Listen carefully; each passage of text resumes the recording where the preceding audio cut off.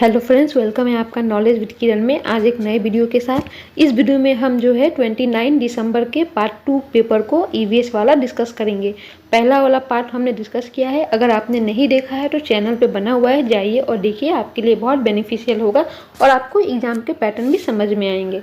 तो चलिए, आज का हमारा पहला सवाल है, हमारे देश में एक ऐसा राज्य है जहाँ के ग्रामीण लोग फसल काटने के पश्चात त्योहार मनाते हैं, सब साथ में खाना खाते हैं, गाना गाते हैं, नाचते हैं। यहाँ का विशेष चिराव नृत्य, देखिए आपको पूरा सवाल अगर आप नहीं भी पढ़ेंगे, कोई एक मेन पॉइंट पकड़ेंगे। जैसे कि यहाँ पे बोला है चिराव नृत्य। चिराव नृत्य कहाँ होगा? ऑफकोर्स मिजोरम में है कि नहीं? मिजोरम का डांस है ना चिराव। तो यहाँ पे हमारा ऑप्शन ए सही जवाब होगा, मिजोरम। देखिए चिराव डांस में क्या है, बांस की डंडी रहेगी, दो दो लोगों की जोड़ी आमने सामने बैठेगी और ढोल के ताल पे डांडियों को लोग जमीन पे पीटते हैं और बस उसी के ताल पे लोग डांस करते हैं। यही है चिराव नृत्य, जो कि मिजोरम का डांस है। देखिए हमारा 2 नंबर सवाल है, खेजड़ी वृक्ष के बारे में नीचे दिए गए कथनों पर विचार करिए। ऑप्शन ए, यह वृक्ष मुख्यतः रेगिस्तान में पाया जाता है, बिल्कुल सही। इसे बढ़ने के लिए अधिक पानी की आवश्यकता नहीं है, यह भी सही है।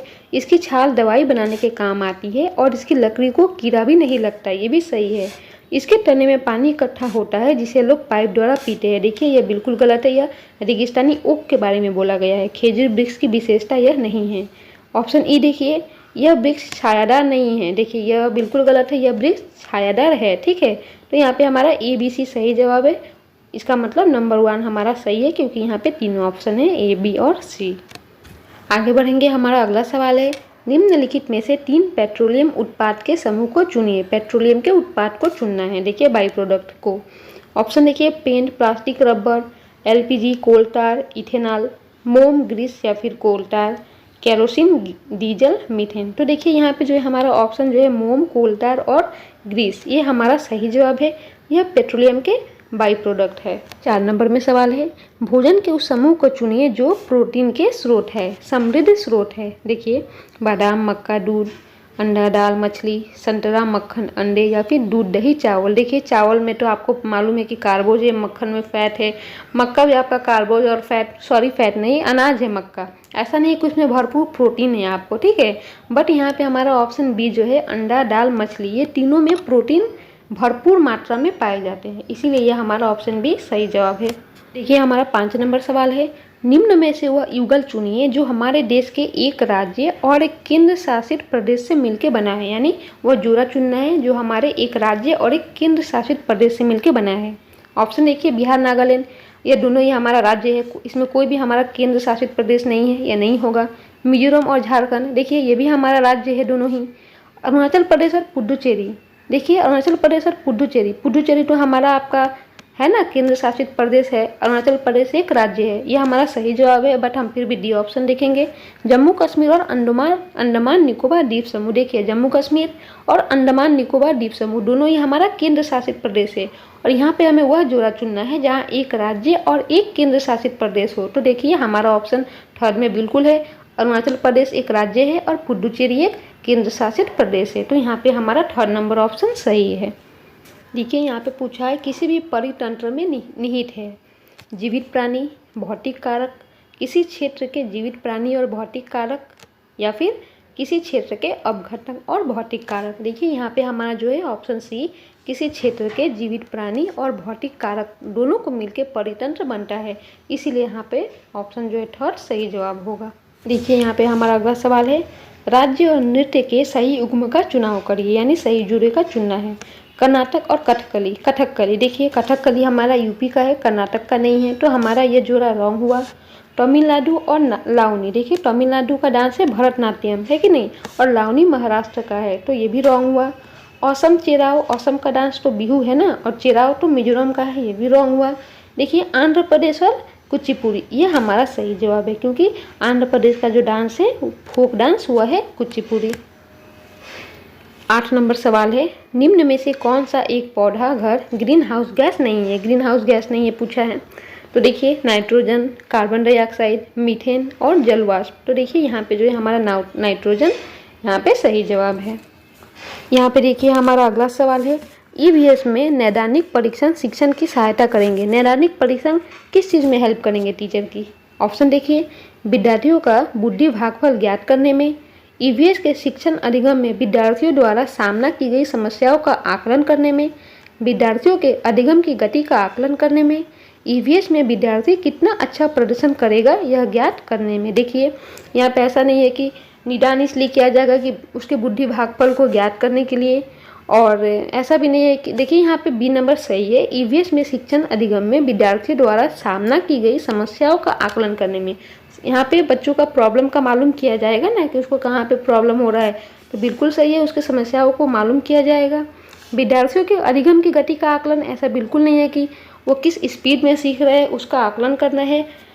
आगे बढ़ेंगे, हमारा 10 नंबर सवाल है, प्राथमिक स्तर पर निर्माणात्मक आकलन सम्मिलित करता है। निर्माणात्मक आकलन यानी रचनात्मक आकलन। ऑप्शन देखिए, शिक्षकों को उनके शिक्षण के प्रभाव में प्रतिपुष्टि देने में, बिल्कुल सही है।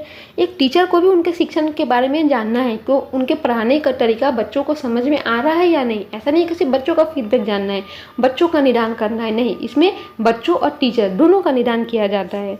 शिक्षण में कमियों को पहचानने में, बिल्कुल सही है, शिक्षण की कमियों को खोजेंगे कि कहाँ बच्चों को दिक्कत है पढ़ाने में, बच्चों को कैसे किस तरीके से अच्छे वे में समझ आएगा। जहाँ बच्चों को प्रॉब्लम हो रही है, जिस विधि से सिखाने में, वह विधि इस्तेमाल नहीं की जाएगी। मासिक रिपोर्ट कार्ड बनाने में, देखिए रिपोर्ट कार्ड बनाना यह रचनात्मक आकलन में नहीं है, यह हमारा रॉन्ग होगा। विद्यार्थियों के अधिगम अंतराल को ज्ञात करने में, यह भी सही है। तो यहाँ पे हमारा ए बी डी और C, sorry A B D यानी A B D, option number 2। यहाँ पे देखिए हमारा 11 नंबर सवाल है, निम्नलिखित में से कौन सा एक अपेक्षित शिक्षण प्रणाली है। अपेक्षित का मीनिंग हुआ वह उपकरण जो बिना बिजली, बिना इलेक्ट्रिसिटी के चले। Chart, slide, film strip, episcope. तो देखिए यहाँ पे जो एक ही चीज़ है जो बिना बिजली के चल सकेगी वह है हमारा चार्ट, बाकी सभी के लिए हमें बिजली की ज़रूरत पड़ेगी। तो हमारा ऑप्शन ए होगा सही जवाब, चार्ट। अगला सवाल है, निम्नलिखित में से कौन सा विषय उप विषय दक्षता से संबंधित हो सकता है। देखिए यहाँ पे एक कोटेशन दिया हुआ है, लाइन दिया हुआ है, उसको पढ़ के आपको समझना है यह कौन सा विषय है या फिर उप विषय है, थीम है या फिर उप थीम है। देखिए, उन लोगों के लिए परामर्श और मानसिक कल्याण के बारे में सुझाव का मूल्यांकन करता है जिन्होंने आपदा का सामना किया है और अपने घर को खोने की आघात का सामना किया है। देखिए यहाँ पे पढ़ के आपको मालूम होगा यहाँ पे घर की बात की गई है कि नहीं। तो यहाँ पे हमारा जो है ईवीएस का जो थीम है ना, आश्रय, वो होगा, यानी ऑप्शन बी। यहाँ पे देखिए अगला सवाल है, मध्य प्रदेश के 3 समीपवर्ती राज्य हैं, कौन से है। उत्तर प्रदेश, छत्तीसगढ़, महाराष्ट्र, गुजरात, राजस्थान, बिहार। उत्तर प्रदेश, झारखंड, राजस्थान या फिर गुजरात, पश्चिम बंगाल, उड़ीसा। देखिए उड़ीसा बिल्कुल भी नहीं है, पश्चिम बंगाल नहीं है, झारखंड भी उसका आसपास का राज्य नहीं है, बिहार भी नहीं है। यहाँ पे हमारा ऑप्शन ए जो है सही जवाब है, उत्तर प्रदेश, छत्तीसगढ़, महाराष्ट्र। इसके अलावा गुजरात और राजस्थान भी मध्य प्रदेश के समीपवर्ती राज्य है। ये अगला सवाल है, निम्न में से कौन सा कथन बच्चों के पर्यावरण अध्ययन के संदर्भ में सत्य है, यानी जो सही है वह खोजना है। बच्चे अपने आसपास की दुनिया से सक्रिय रूप से जुड़े हैं, बिल्कुल सही है। अलग अलग पृष्ठभूमि से आए बच्चों के एक समान संदर्भित अनुभव होते हैं। ऐसा नहीं है ना कि एक अलग अलग बैकग्राउंड से बच्चे आएंगे तो उनके अनुभव समान होंगे, बिल्कुल नहीं, अलग असमान होंगे। तो ये हमारा रॉन्ग हुआ। विविधता सीखने सिखाने की प्रक्रिया को चुनौतीपूर्ण बनाती है, बिल्कुल सही है, चैलेंज देती है। विविधता सीखने सिखाने की प्रक्रिया में महत्वपूर्ण संसाधन है, ये भी हमारा सही जवाब है। विविधता सीखने सिखाने की प्रक्रिया में एक महत्वपूर्ण संसाधन है, हमें उन्हें रिसोर्स के रूप में समझना है। तो हमारा जो सही जवाब है वह है ए, सी और डी, यानी 2 नंबर हमारा सही जवाब है। तो फ्रेंड्स, यह वीडियो यहीं समाप्त हो रहा है। हम इस चैनल पे और भी प्रीवियस ईयर के वीडियो लाएंगे, तो प्लीज़ चैनल पे बने रहिए। चैनल को लाइक, शेयर और सब्सक्राइब जरूर करिए। Thank you.